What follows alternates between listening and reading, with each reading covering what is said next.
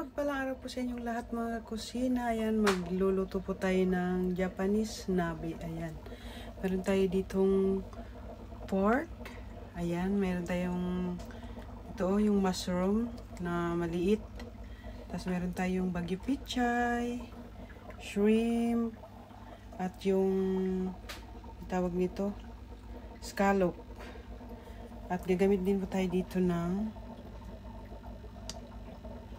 sprouted, tofu, long onion, tsaka ito konnyaku, at ito yung pinaka sauce niya. Ayan siya. Ayan ang sauce niya guys. So ayan, gagamit din po tayo dito ng Knorr cube, water. So ayan guys, tunghayan nyo po kung paano ko po ito lulutuin. So ayan guys, hiwa-hiwain muna natin itong long onion.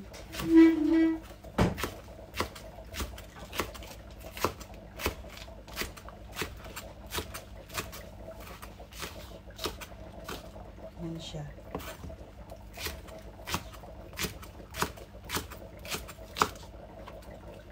Hinugasan na po natin to.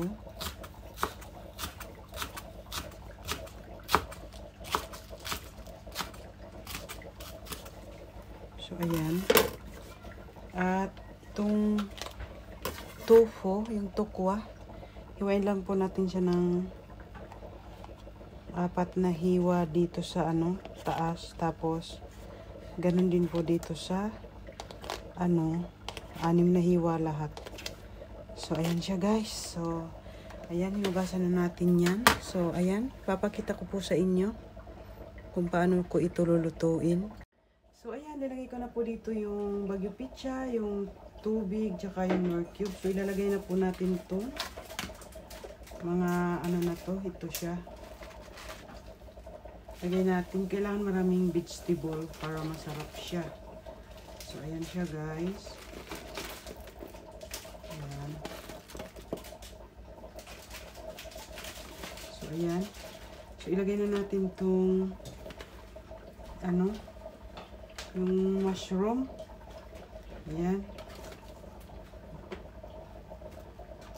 At lagay na natin itong hipon dito. Wow. Tsaka ito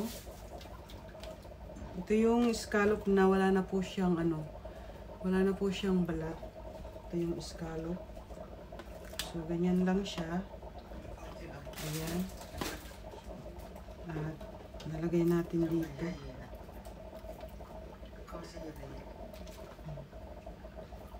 So ganyan siya.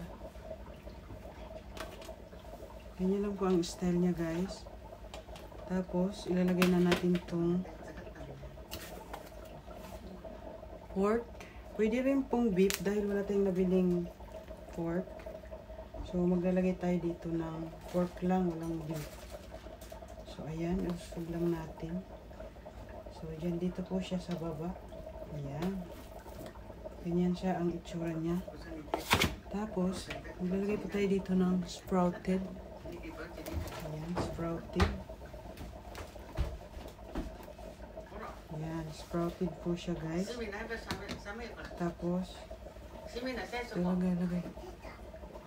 Lagay natin itong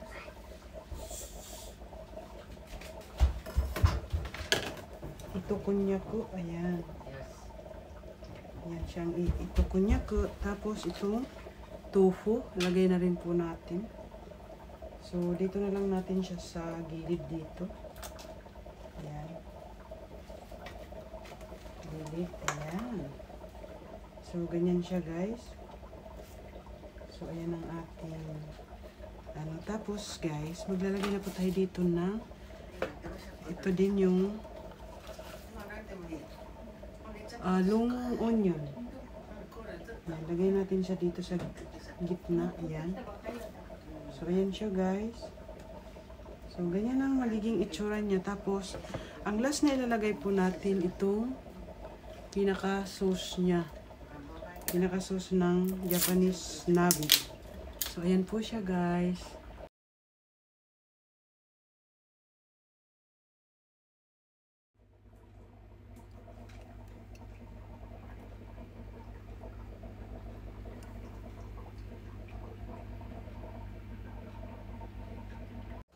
So yan guys, ilalagay na po natin tong sauce dito. Ilalagay po tayo dito. Tapos, tatakpan lang po natin ito. Pag kulang pa po yung panglasa nyo, dagdagan nyo na lang po siya ng sauce. So, ang gagawin natin guys, ay tatakpan muna natin to. Hintayin natin hanggang kumulo po siya. So, yan guys, tingnan na natin at kumukulo na siya. Wow, tingnan nyo. Napakasarap nito. So, ayan siya guys. Tingnan nyo. Yan po yung Japanese nugget. O, ayan siya guys. Yung hipon, luto na. Ang bilis naman. Wow.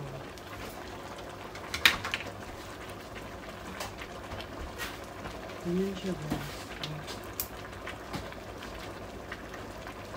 Luto na agad yung hipon.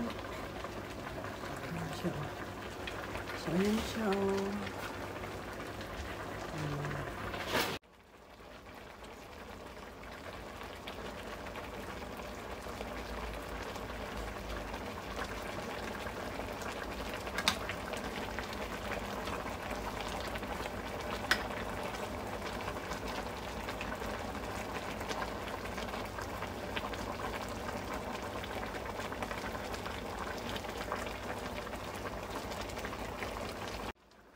So yan guys, bago matapos ang ating video, sa mga hindi pa po nakapag-subscribe sa aking YouTube channel, please subscribe at pakit na rin ang bell button para lagi po kayong updated sa aking mga upload na video. Thank you for watching. God bless. Bye-bye.